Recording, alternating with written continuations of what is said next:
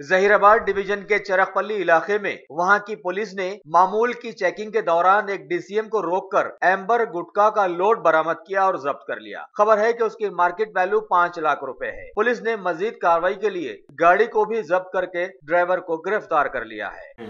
चिरागपल्ली police station के सामने चिरागपल्ली SI उनका स्टाफ व्हीकल चेकिंग करते हुए एक डीसीएम पकड़ा गया है।